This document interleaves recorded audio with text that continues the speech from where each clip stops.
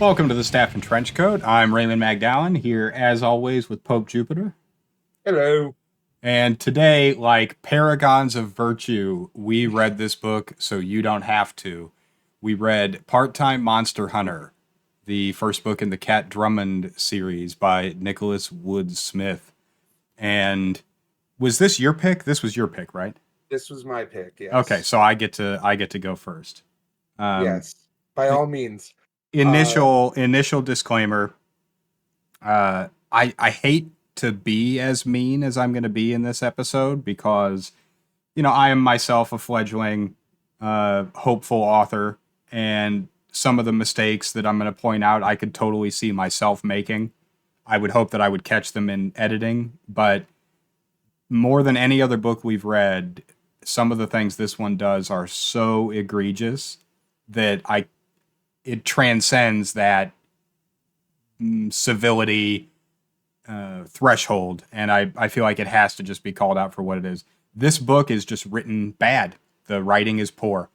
The grammar is horrific. I have never encountered a published book where the stylistic grammar choices of the author were so bad that on a page by page basis, I was drawn from the book because I just couldn't fathom that this got through, even if there was no editor as such involved. The author had to have read through this text and then said, fuck yeah, send it. And that is a crime. The first thing that I will point out is that the author chose to use the following construction. There will be a standard paragraph that has regular sentences of normal grammar and syntax, and then they will just begin a sentence with a verb. So something, I'll make one up just for the sake of this. I sat on my chair and looked over at my window, got up and went to the store, bought piece of pizza, ate it, went home. And those are all individual sentences with periods at the end. Absolutely atrocious. And I wouldn't mention it if it was once or twice. This is every page, all the time. It's a convention that the author intentionally went with, where they must have thought that what they were doing was making the narrative sound, in your mind, more conversational or something. But what they yeah. did was make it sound like it was an entire book written by like fucking Groot, or some a troll or some other monster character that would have a specific dialect or something. But of course, it's not that. It's a story about ostensibly an every woman 19-year-old college student. So she's in the process of being educated. So you would imagine that she could string a complete sentence together. But evidently, either the author cannot or the author chose not to. If he cannot, then that's a shame. If he chose to, then go to jail. And that is what I will say about that until such time as I pull up my list of many quotations that I have saved. But I'll tease with just one. And this is not the convention I just talked about, but it is an example of like how the hell did this get into the book. I brought my hand to my eyes to rub out the sleep, but then noticed my sleeves. They were still covered in necro blood. Shit. I realized I was still covered in necro blood. It's just the same. It's the same idea twice. Like that whole last sentence can just be deleted. You're just saying the same thing over again. I woke up and I was hungry. Oh shit! I realized I was hungry. What are we doing here? So instead of me making the entire episode just an exercise in me shitting on the author's writing style, because it's going to come up as we go through here, I will move on to say the book itself is boring and repetitive. It's just the same thing over and over.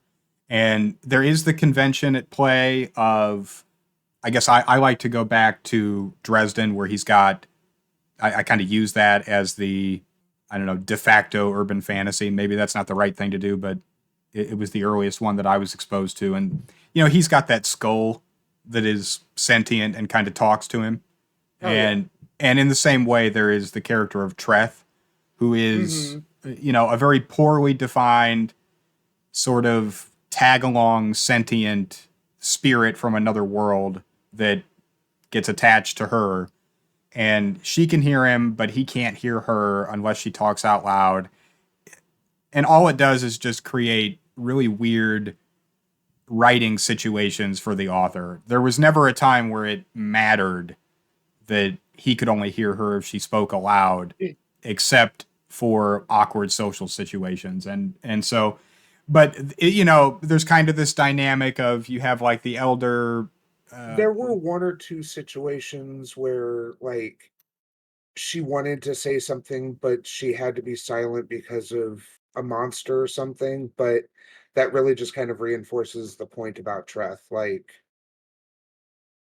yeah, And he I never really does anything. He never gives her any particular information. It really gave me like her parents were dead, and so this was just an insert father figure that sort of looked over her shoulder and either judged her poorly or did a disembodied smile of approval. Like she would very often she would no, do or it's say something and then he would write and then I felt him smile, or I felt a sense of pride, or I hated it.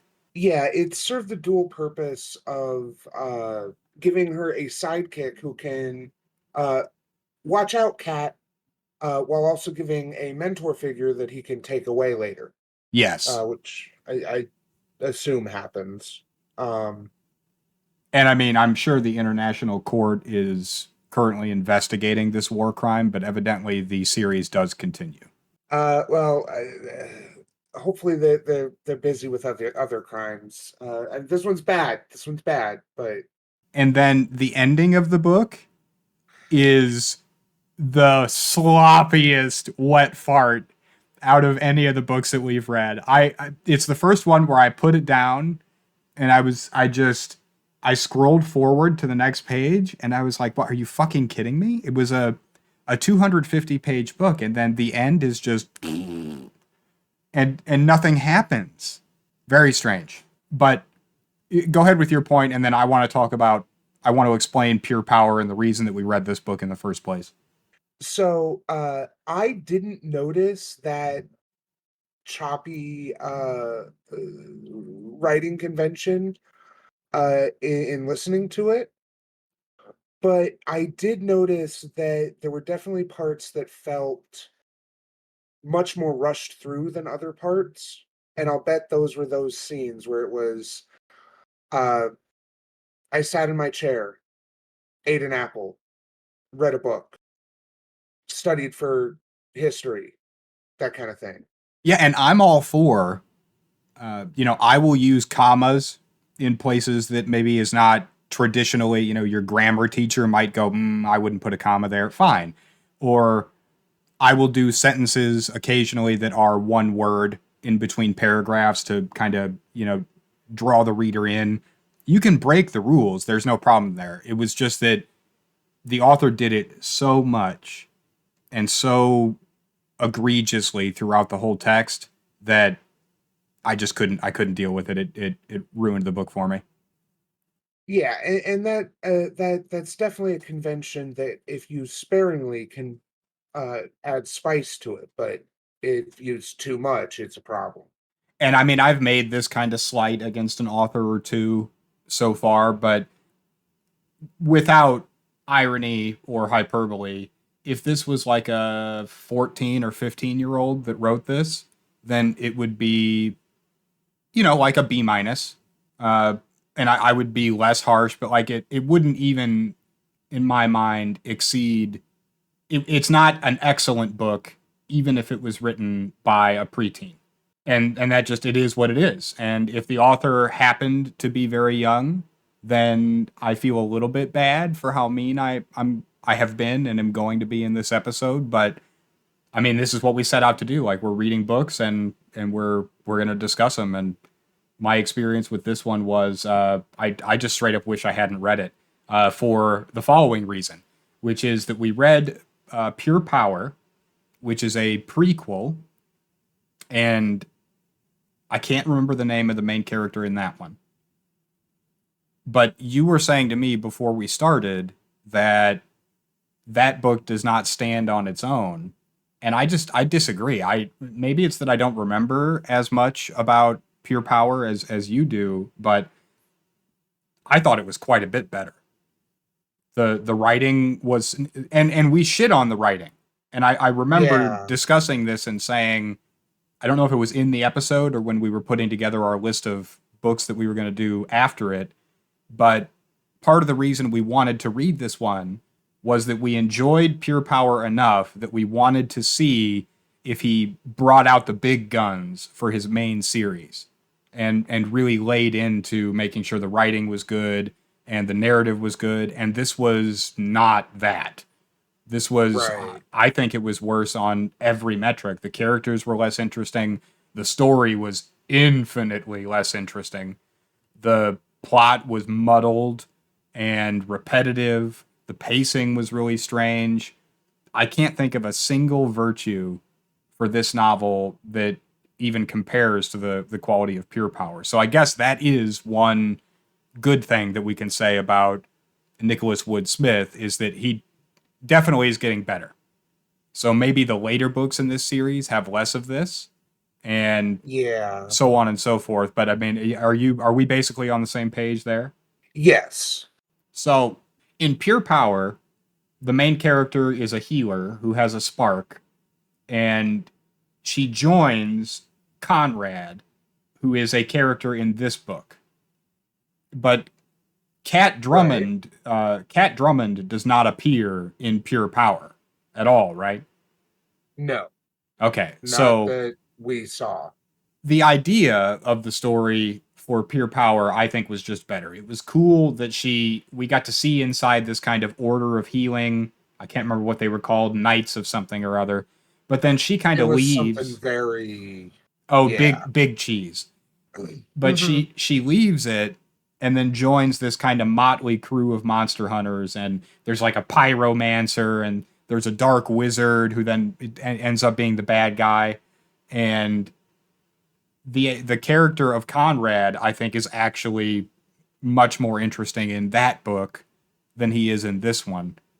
And as far as part-time monster hunter goes, really this is just a story about a girl going to college and just trying to balance it with a part-time job and failing to do so.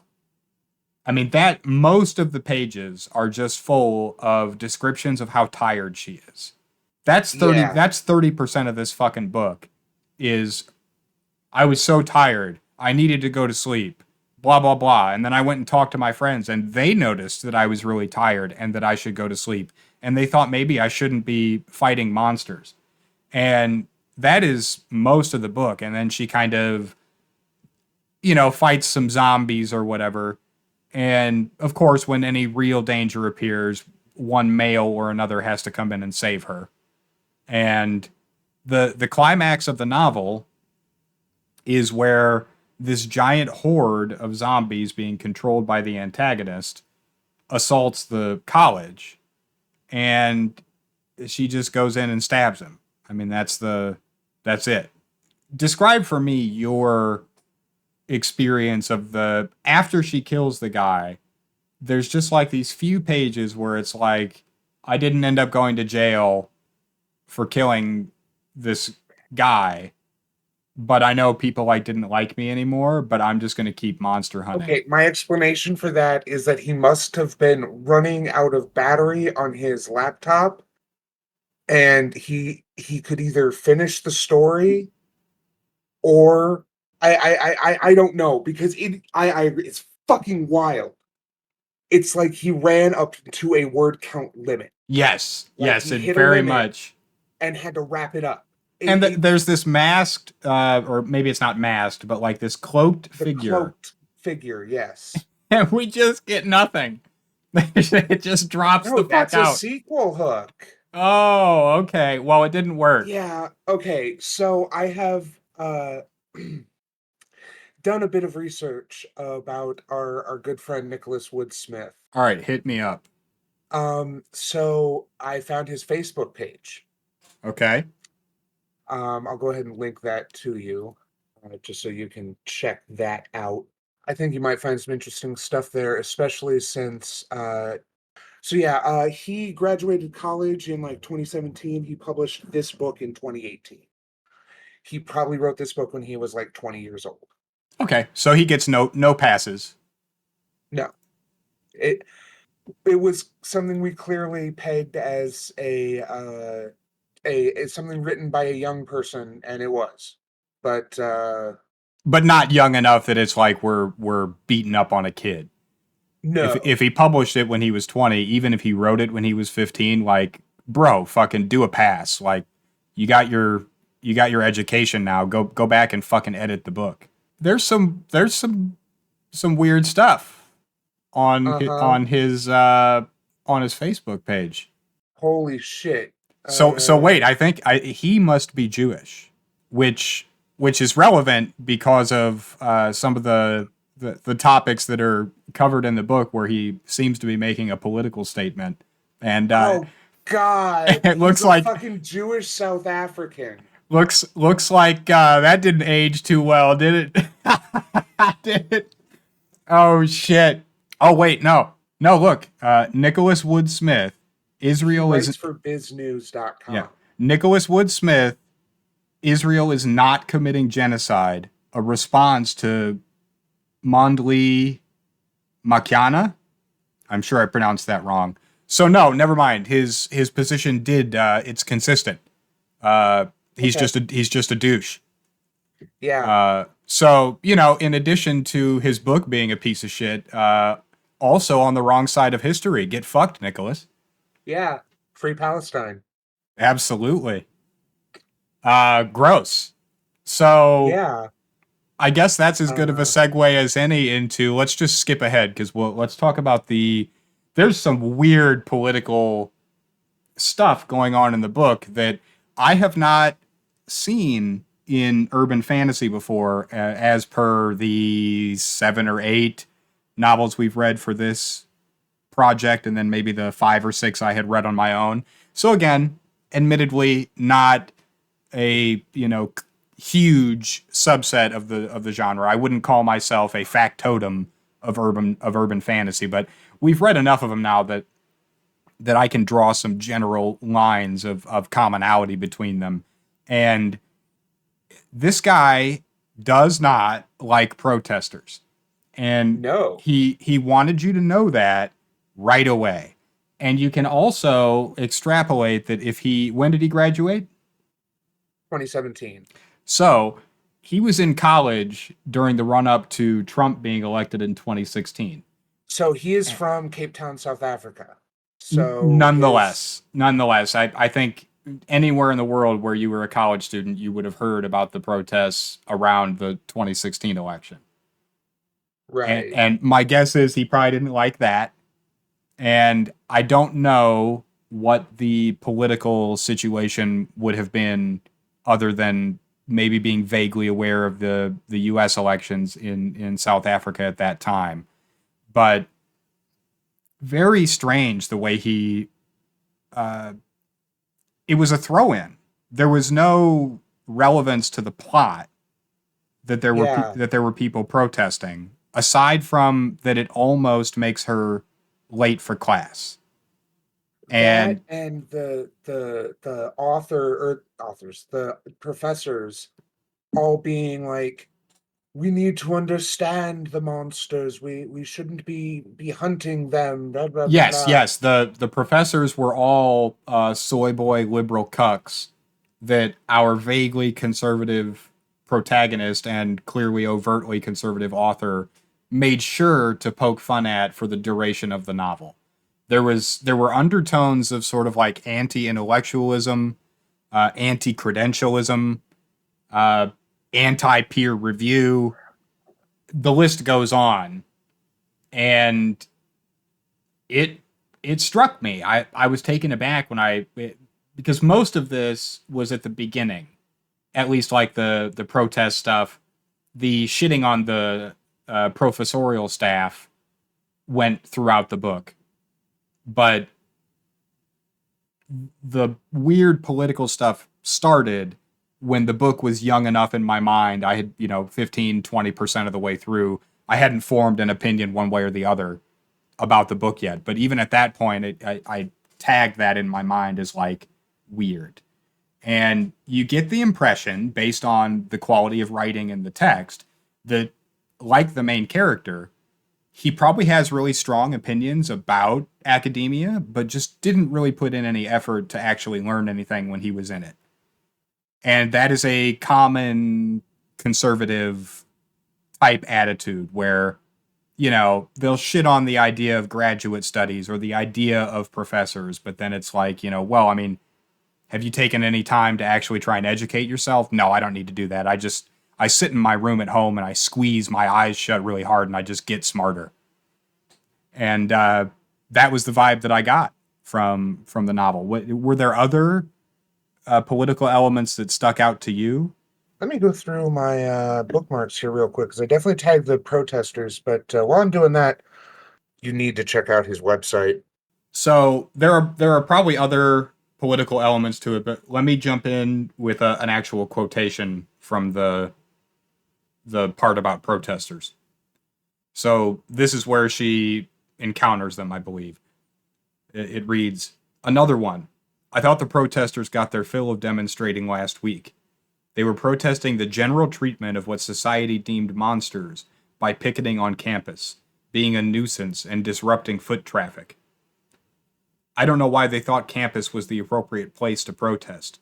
Most of the university administration were sympathetic to them and had no power over what society called things. My undead studies lecturer even refused to refer to the undead as monsters, much to my chagrin.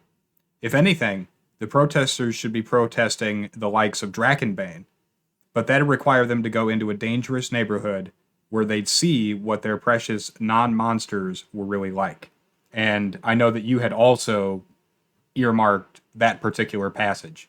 What is the author trying to convey there? Because, of course, the university is the appropriate place to be protesting. That's Right. that's the place to protest. And it very much came off to me like one of these conservative chuds who gets off on the idea of like, if the protesters block the road, like they want to be the one to like run them over with their truck. Yeah, this book was written in 2018. That's post Ferguson. That's post Occupy. That's post the Umbrella Revolution. That's so many. I mean, and that's ignoring the fucking protests of the 60s and 70s. Anyone who has this kind of disdainful attitude about protesters it's just ignoring history. Yeah, and So he even goes further. He goes, "And by the time I had forced my way through the horde of people, stinking worse than I was thoroughly late for class. I lost all sympathy I might have had for the protesters." So, minor nitpick, she wakes up 14 minutes before her class starts. In that time, she takes a shower, changes clothes, gets on a bus, gets to her campus, which is far enough that it necessitates a bus. And only because she has to push through protesters is she late to class. What the fuck kind of speed is that? Like, I know some people can take like 2, 3 minute showers. Okay, fine. But I have never known a bus trip that takes less than 20 minutes. Like, if you're on a 20-minute bus, that's a quick bus trip. Oh, definitely. And again, the protesters are clearly in a public space, and there must be enough of them that it's clogging a, I assume, a large university based on descriptions that we get later on. Again, if most of the faculty is sympathetic and she is studying in the department that specializes in the topic for which the protests are happening, is she going to get in trouble for being a couple minutes late? It just, none of it adds up, aside from that the author doesn't like protesters and wanted to make sure that his character exemplified that feeling. Like most other things in the book, it was ham-fisted and poorly done. And then I guess let's hard pivot from there. So we've established that the writing is bad, the politics is bad, the author, we are recording this in May of 24, and the author is also on the wrong side of history in regards to the actual real world events that are happening between Israel and Palestine. And let's set that aside for now and go ahead and jump into our standard discussion of our bullet points, and then we'll revisit these topics as they come up. So Yeah. the first one is violence, and I think you keyed in on that when we were making our list. And so what do you have to say on that topic? I'm reminded of some comments you've made about some other media I've showed you or that we've enjoyed together. It's like, well, there's a lot of blood. The combat was so perfunctory that it just kind of came down to, well, there's a lot of blood, and she escaped victorious once again, like the anime heroine she is. And maybe this is tertiary, but it seemed to me that the character was poorly designed because you essentially have he's trying to construct like a superhero, a Batman, a whatever, but the backstory is there. Her family gets killed by a necromancer. She can't let it go. So as she gets older, she gets into the idea of I want to be a monster. Excuse me. She gets into the idea of wanting to be a monster hunter. That's fine, but she possesses no qualities, training, equipment, nothing that make it believable that she would be doing the thing that she's going about doing in the text. The only thing that she has that is in any way extraordinary is the presence of Treth. But in Right. terms of like physically, it's crazy. She has, as far as the novel is concerned, she doesn't know how to use a sword. She just, I don't know, she just like intuited how to do it. And the first monster that she fights at the very beginning of the text is, so far as I can tell, it's the only one that she fights in the whole narrative that is actually dangerous, other than the abhorrence that the necromancer creates later, which are essentially like more intelligent zombies that have kitchen cutlery affixed to their arms. I guess I should just stop prefacing it, but I feel like I'm the I couldn't suspend my disbelief guy, but I Pope I couldn't do it. I couldn't suspend my disbelief. I didn't believe it. I thought it was ridiculous. It kind of seems to me that if being a monster hunter is as easy as it is for Cat Drummond, then I can rest easy knowing that it is not a problem in America. There are enough guns in enough civilian hands that it would literally be a, hey, Steve, we got zombies in the basement. I get the 12 gauge. Everybody's a monster hunter in America, I guess, if it's this fucking easy. Well, she mentions once that she couldn't get a license for a gun, and okay, but normally I would think that if you were gonna make a character like this, just off the top of my head, you would introduce a mentor character, even in the backstory, that trains her. Or you would have her discover some ability that she has that makes her less likely to just be killed.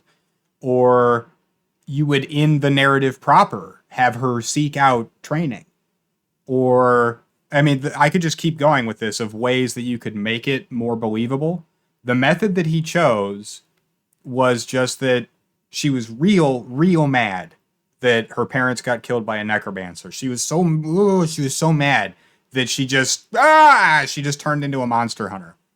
And So can I give this book a small bit of praise in order to further criticize it? sure, I won't stop you. I'll judge you, but I won't stop you. I I feel like the way he used like apps and that kind of technology was pretty fun and interesting. Okay, yeah, like at the beginning where she uses Yeah, the Monster Hunter app. right. Yeah, it was like Uber. Yeah, absolutely. So why didn't she learn how to fight from YouTube? Sure. Add that to the list of anything that she could have that would have made it make sense, that would have made it believable. Uh, And like what's great about that is that it gives you a way to like explain some of her skill, but also give a moment where you can level her up by have her meet someone who's like, "Oh, you barely know how to swing that thing. Let me teach you how to use it for real." And then like that's how you know, level her up in the story is you know, how she gains more skills. and Um, maybe that happens in subsequent books, but for this first one, but he without the baseline knowledge, it's like, well, it's serving her well enough here just in intuiting. I guess she's a natural swordswoman. yeah, I just couldn't. I wasn't able to enjoy any of the battle scenes because I feel like a lot of that stuff just wouldn't have gone down the way that she thought that it was going to go down. And she doesn't, not only does she not know how to use the weapons, she doesn't even really know what weapon would be good for a given job. There's that whole scene where she goes to the slums or something to buy upgraded gear. And there's this whole scene where she's at the weapons dealer. And she literally is just selecting weapon based on, yeah, I kind of feel like a two sword guy. And there's like this conversation she has with Treth where they discuss whether or not she should go sword and board. And it's literally like she's just picking a class in a cheesy ARPG, and she just prefers dual wield swords. So even though she does has no training, uh, Well, yeah, she rolled a glass cannon ranger. Of course, she's going to go dual sword. She, you right. know, the Templar is trying to get her to do the shield. No, no, I'm pure glass cannon, baby. And I think it's more offensive because we're existing in the archetype of the I'm a badass, please believe me archetype that I have ranted about in previous episodes. This is the worst of that we have yet encountered because every other instance, at least they had the courtesy, even if it wasn't as my voice cracks, even if it wasn't true in previous books we've read, they have the decency to lie to us and say, well, my family was really powerful before, or I have this magic or that magic that I can't describe right now, or whatever. They give us some indication that there's a reason that they would be doing the thing that they're doing. And I have consistently been I don't like stories where it's the chosen one. You know, they get born as the most powerful wizard that's ever lived or something like that. But this goes in the complete opposite direction where they're so untailored for the job that you can't get into it. It was She's a ridiculous. badass normal, but like, there's nothing that really justifies her being badass. And I mean, does she ever really do anything that's badass? I mean, most of the time it seems like she kind of just runs in somewhere like an idiot and then sucks.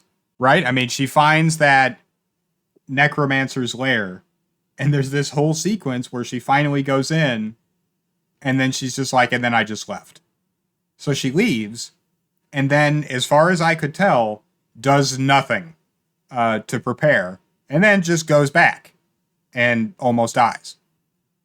And then the the climax of the novel, she essentially has to have the what is it, the Draken something, Drakenbane, Drakenbong. Dragonbane, yeah. She has to get them to come in and help her. Again, it's another thing where if I had been in a room with the author bouncing ideas back and forth, I would have pointed this out. But juxtaposing the main character with these agencies, every time she brought them up, I was like, oh, I would so rather read a story about them. They were so much more interesting. Like Brett, I would totally rather have read a novel about his adventures just being a gun toting, cigarette smoking asshole that fights dragons. It would have been so much better. I mean, he seemed like a douchebag, but like that doesn't necessarily mean he'd be a bad character. Yeah. And so now I guess getting back to the actual descriptions of violence, it's mostly just blasé, I stabbed it in the head type stuff. And Yeah. there's a lot of, its blood was really gushy and I didn't really want to get it on me because like maybe I'll get sick. But then of course I'll just But didn't she say at the beginning that I've probably swallowed enough necro blood?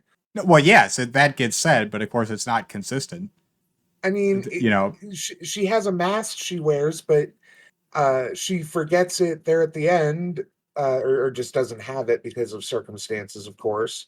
the violence was not entertaining at the end of the No, day. That's what it boils down to. The battle scenes were mostly uninspired.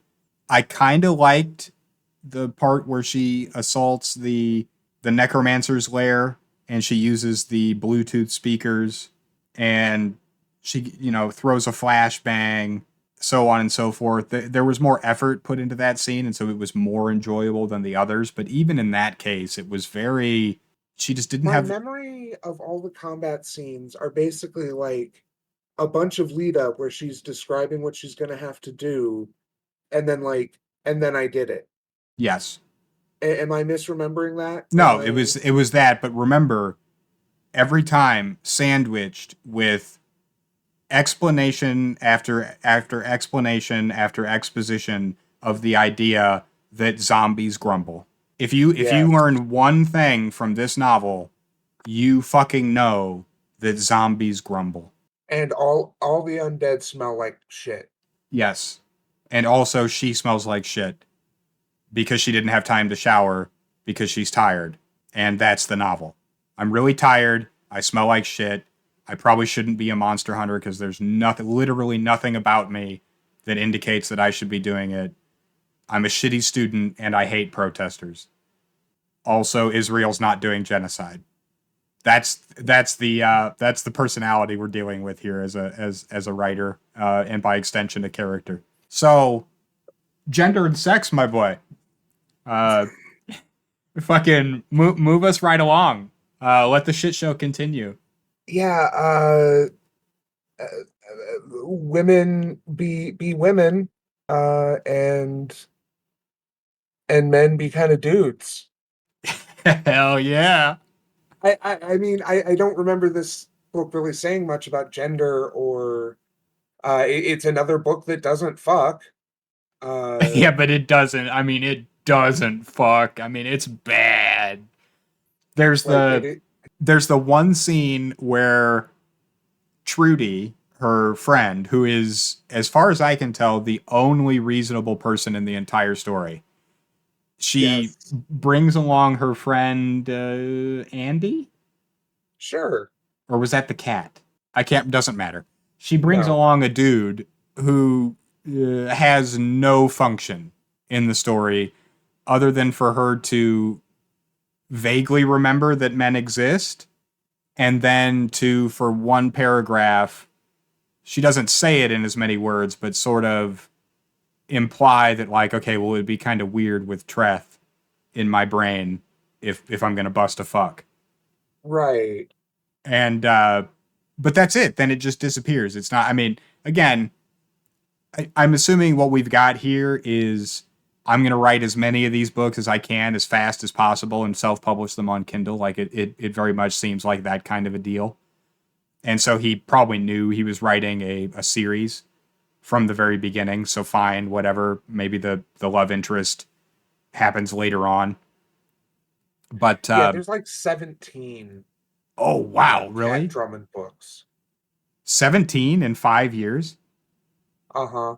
So yeah, we're talking like he's writing like at least three or if not four of these a year.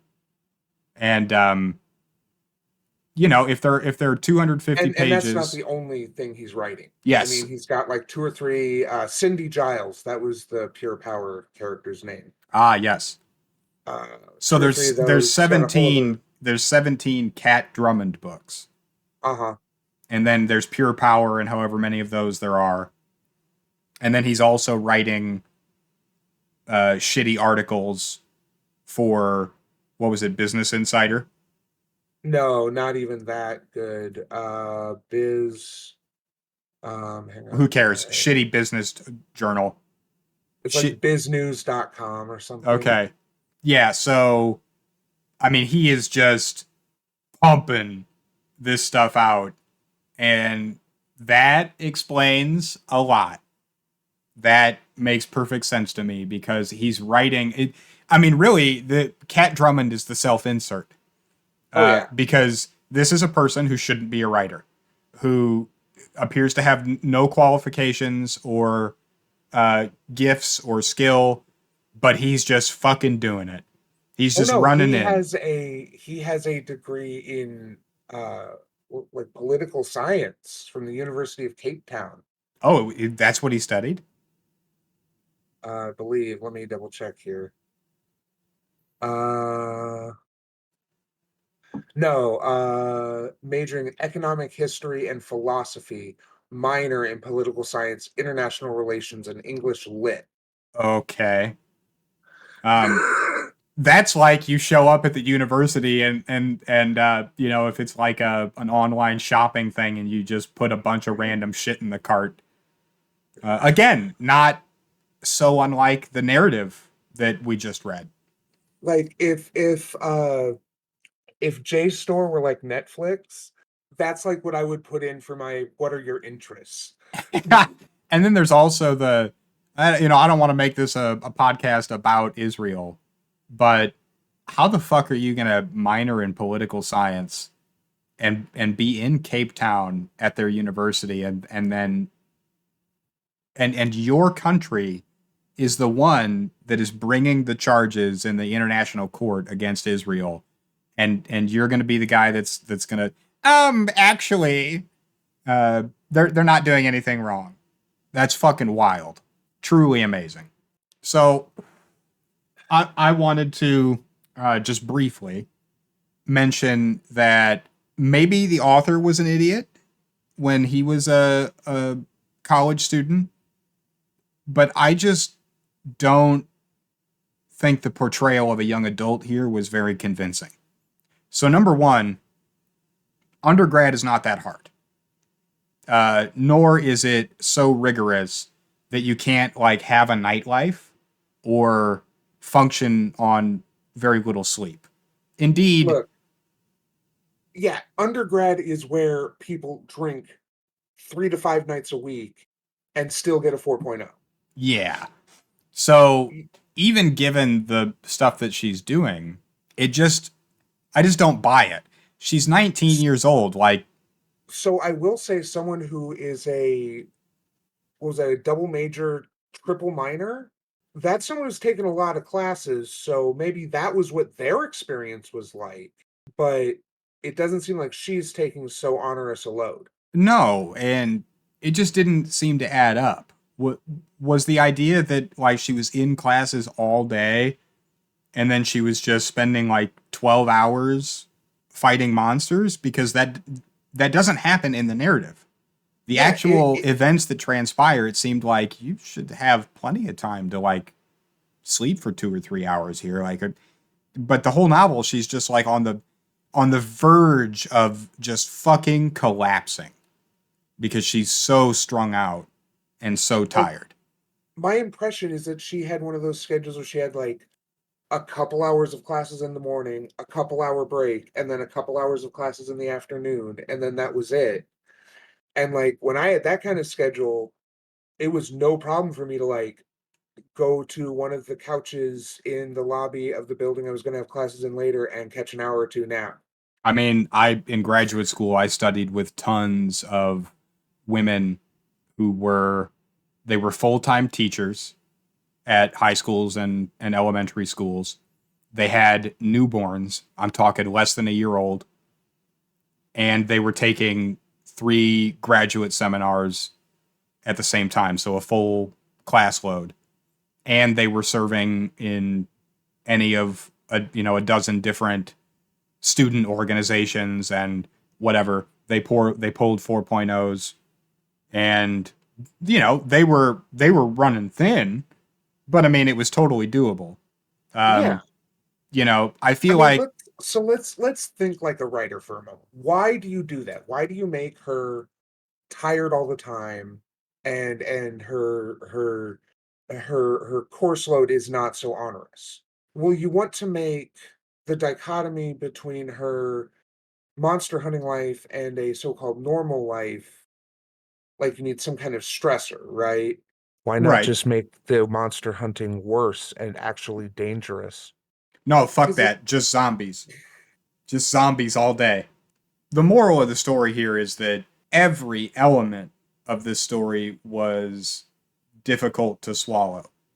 And if you if the writing had been really good, then you could overlook it. Or if the the weird politics wasn't there and some of the other mechanics made sense, then maybe you could overlook the weird writing style and so on and so forth. But the combination of it all just made for an entirely unenjoyable reading experience. It was mercifully short in terms of fantasy books. It was like what 250 pages. and yet interminably long. I remember like finishing it up the other day and just being like, God, I still have an hour left to go. Mercifully, the last like 35 minutes of the audiobook is like credits and a sample chapter of one of his other books or some shit. Well, and we haven't mentioned it directly, but the audiobook is I want a full rant about the audiobook, so hit. we'll Well, we're in between talking points, so okay. fucking go for it, dude. This is the worst thing I have ever chosen to listen to, that period, but especially that I have technically paid money for. It's echoey in a way that makes like early 2010s YouTube sound crisp. And at the same time, it is clearly recorded on a microphone with whatever setup ASMR uses so that it picks up every little noise. So you hear every breath, every swallow, every time they open their lips just wrong, so they make a little smacking noise that normally gets cut out by a noise filter, a sound gate. You hear that. It was uh it was awful. I somehow became accustomed to it, and I gaslit myself into thinking that like it got better, but when I just re-listened to those later parts, I heard it all and I was like, "Oh yeah, I know. I just managed to tune it out to listen to it." It was the worst thing I have chosen to listen to. Uh the author or the narrator, excuse me. We've gone off about the author enough. The narrator, bless her. She can't do accents, but she tried. Uh we talked about Robert Evans British accent in After the Revolution. Yeah. So she had a clear general Commonwealth English accent, as you probably heard. She tries to give Treth or Streth, whatever, like an Irish or Scottish lilt. Oh no. It's so bad because it's so inconsistent, and it's like it's one of those things where I have a pretty decent ear for accents. I can hear some differences, and like I'm expecting certain sounds, and it's like, nope, you just completely gave up there, didn't you? And it's so bad. And there was another one, was the first time we meet Pradesh. Oh yeah. um I think she tried an Indian accent, emphasis on tried, and I think someone came back to her and was like, don't do that. Like someone stepped in and was like, everything else is fine. Don't do the accent for Pradesh, which I'm grateful for, because it was one of those things where I heard it the first line I was like, is she? Second line, she is. And third line was like, oh honey, stop. So Prainish or Pradesh or however it was pronounced is an ironic character because every time he comes up, the author shits on him and is like, yeah, he's a trash sorcerer, blah blah blah. But of course, like Cat Drummond is a shitty monster hunter, and so what does it matter? And I guess to the author's credit, he does point out more than once that the reason that Cat is getting as many jobs as she is has to do with her age, and that it is a novelty that she is so young and engaging in monster hunting. Right. So I guess that is one element of realism that he injects into the narrative. And so, but then I wanted to bring this up lest I forget. But there's also this really cringe inclusion of the Warp Wars book that is it's like the main character of his book just wants to read a better book than the one that she exists in. And he even Oh God, you want to he, hear a what might be an even deeper and worse wrinkle? hit it. One of his other series is the Warpmancer saga. Oh, so he tried to write it. Oh no, is he referencing his own book? I hope not. But he Like, even describes in the narrative like what makes a good sci-fi fantasy or urban fantasy or whatever. He lists a bunch of, things and then does none of them. Fantastic. yeah. The digression about Warp Wars, multiple digressions about Warp Wars and her obsession with getting this and that eating into her monster hunting and self-care time because apparently she's like the one college student who can't skip a class and be fine. I mean, I definitely had professors in undergrad who were like, "No, you must attend every class." But a lot of my professors were like, "Test dates are in the syllabus." Yeah, and there's always a superseding departmental policy in terms of absences and again, the character clearly is not going to pursue, like education as their primary, you know, modus operandi. It's just kind of like a setting fill in type thing. You don't get the impression at any point like there's a little bit of waffling like she wants to be a good student, but I mean she never once actually does anything to make her life easier as a student. The story is essentially the process of her continually just not doing even the bare minimum. I mean, there are even times where she knows she needs to study, there's a test the next day, but then she just goes and does some monster hunting stuff anyway.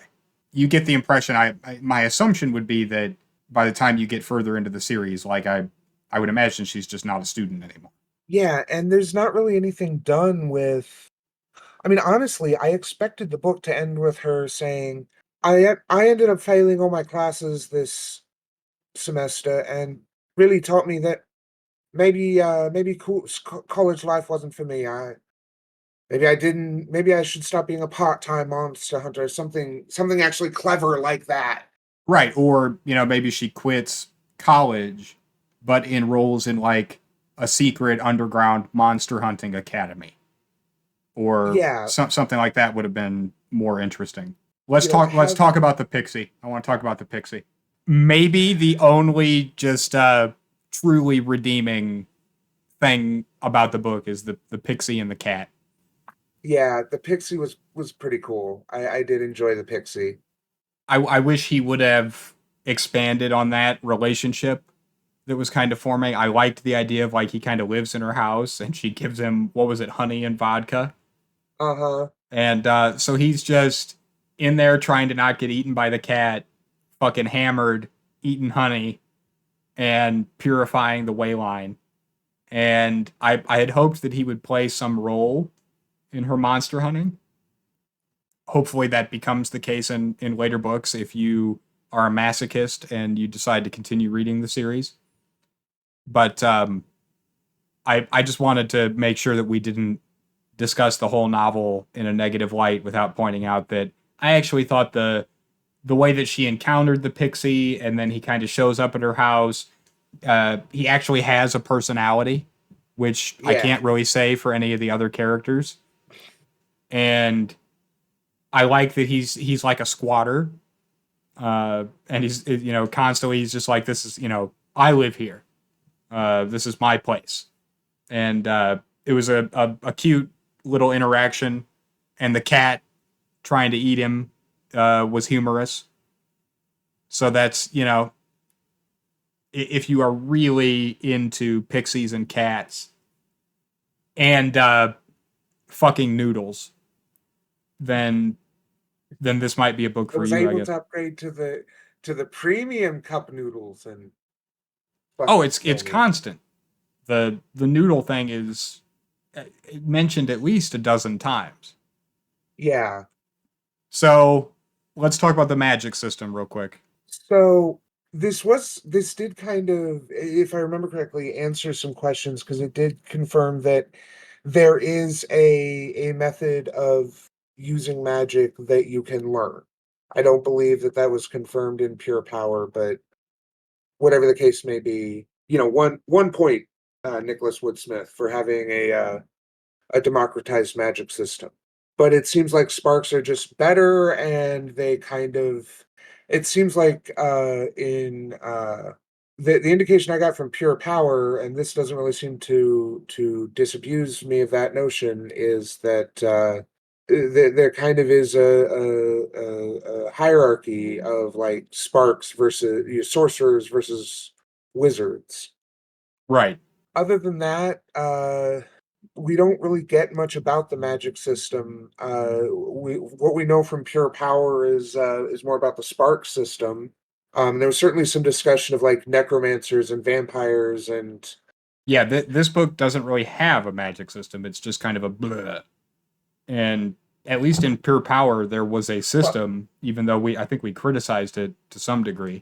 yeah, because it was pretty inconsistent and poorly explained.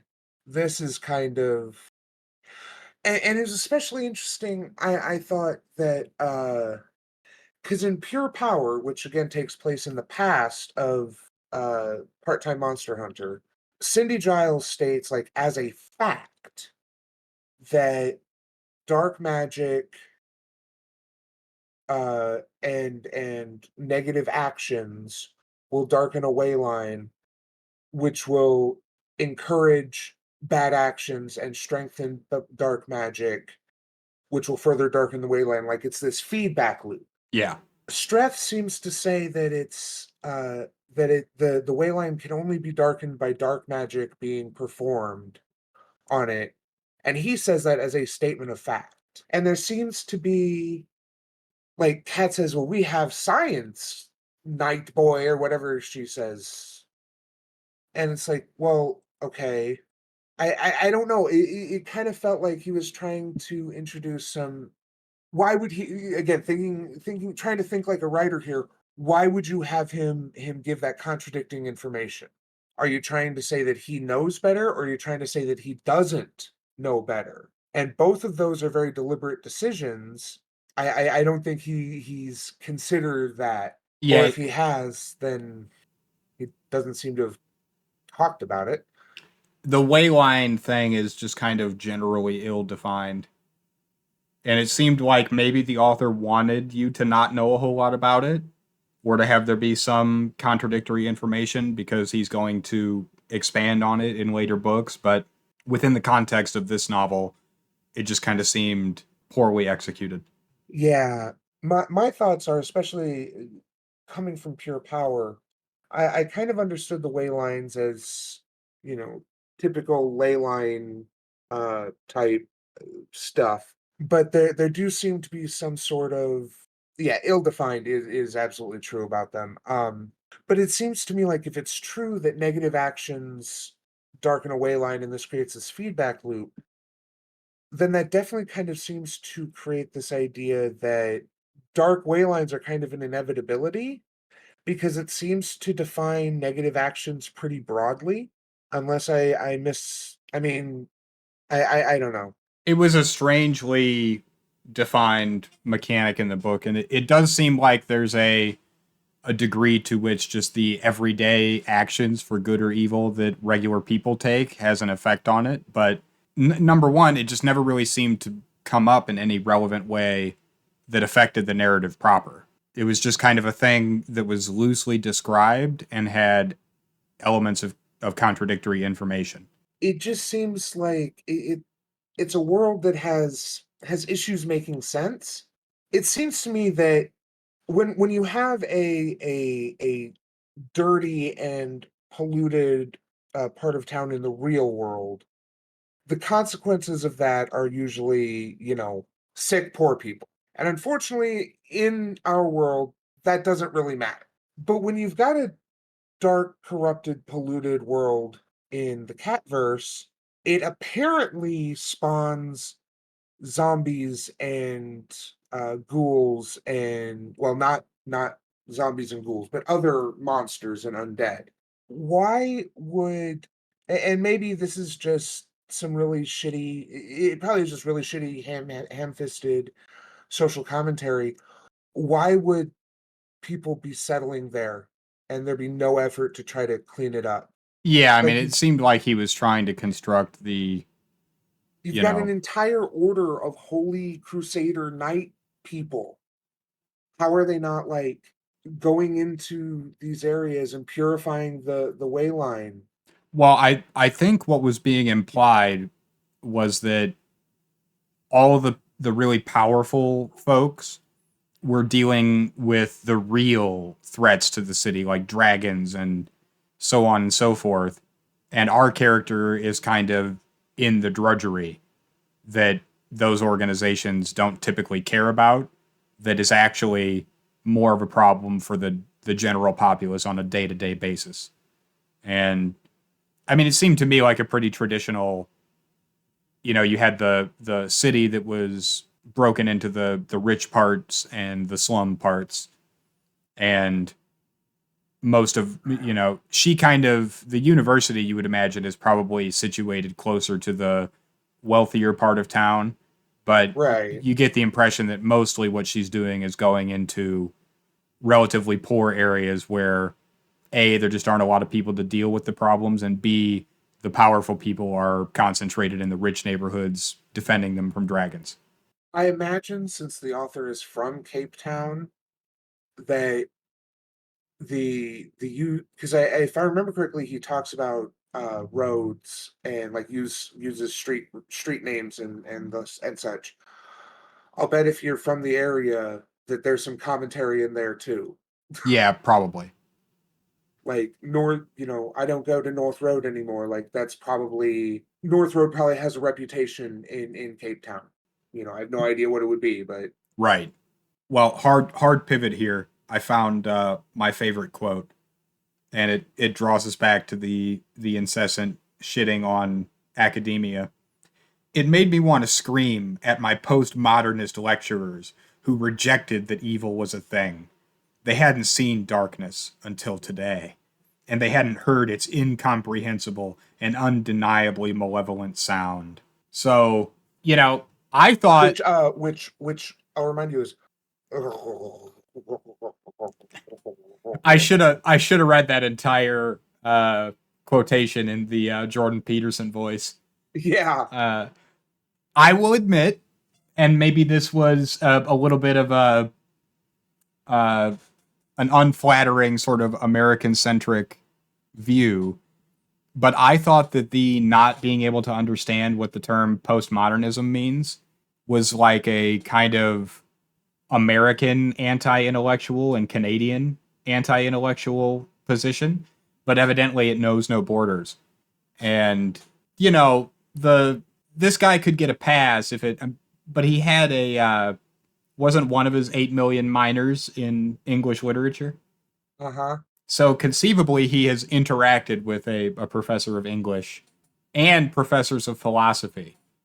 And so, such a brazen misunderstanding of what that term means is, again, it's just I'm pretty sure we're just dealing with a standard conservative chud.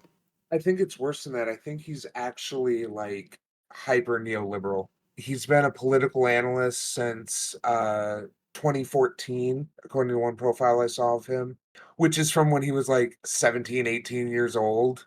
I'm just imagining him as a college student smoking a cigarette with his friends and just being like, man, my professors are so dumb. Like, if this was a fantasy novel, like, they have the brainworms so bad, they're so postmodern. I bet they wouldn't even agree that, like, a zombie is a monster.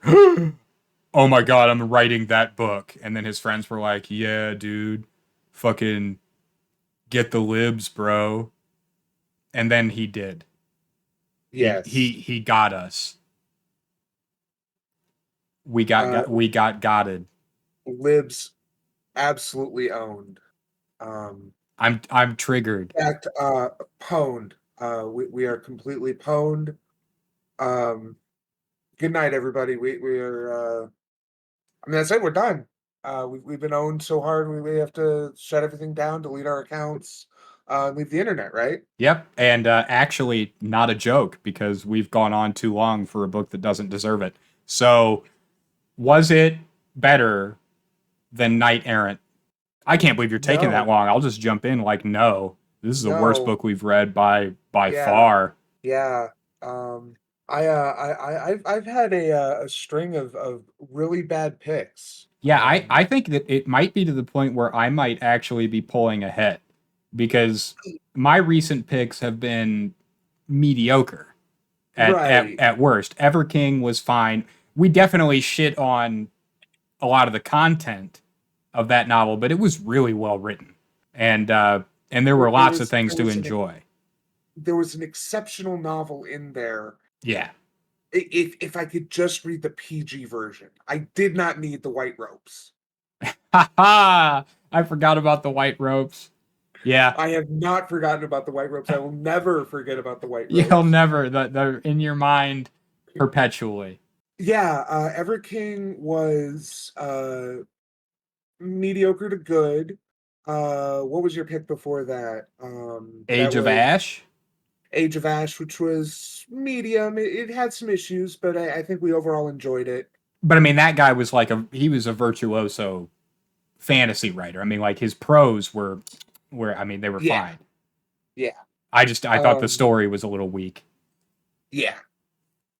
And then before that was the fifth season, right? Yeah. Which was, I think we decided was okay. I mean, I didn't Uh, like it, but that was a good author that we didn't like what they chose to do. right. This is a bad author who we didn't like what they chose to do. Also, the writing wasn't good. The audiobook was literally the worst one I've ever seen. And And then everyone clapped. so, yeah, I guess if you have Kindle Unlimited, it is free. I would still say pass. There you go. Like you could read it without having to pay if you already have a subscription to that. Do Yeah, not. unfortunately, I paid a whole credit on Audible for this. Yeah, don't do that. Yeah, I cannot recommend enough not doing that. Yep. That you gotta save yourself on that one. I only heard the little snippets when you were going through your bookmarks trying to get set up, but I mean it was awful. Next time, we will be reading The Ember Blade, the first book in the Darkwater Legacy. It's a much longer book than the ones that we've been doing recently, and it is by Chris Wooding. And I believe this is a more standard high fantasy epic, and maybe it is geared at a YA audience. We will have to see. The Amazon page has the reading age at 12 plus, and I don't know if that's a catch-all or if that indicates that it's kind of meant for a young teen to early adult type audience. But we will be going over that next time. And so, as always, for Pope Jupiter, I am Raymond Magdalene, and we hope to see you in the next episode. Hey, thanks for listening. You can follow us on Twitter at Staff Trenchcoat. Look for us on Spotify, iTunes, YouTube, or wherever you get your podcasts. Feel free to shoot us an email at staffandtrenchcoat@gmail.com if you have a book recommendation. and we hope to see you in the next episode.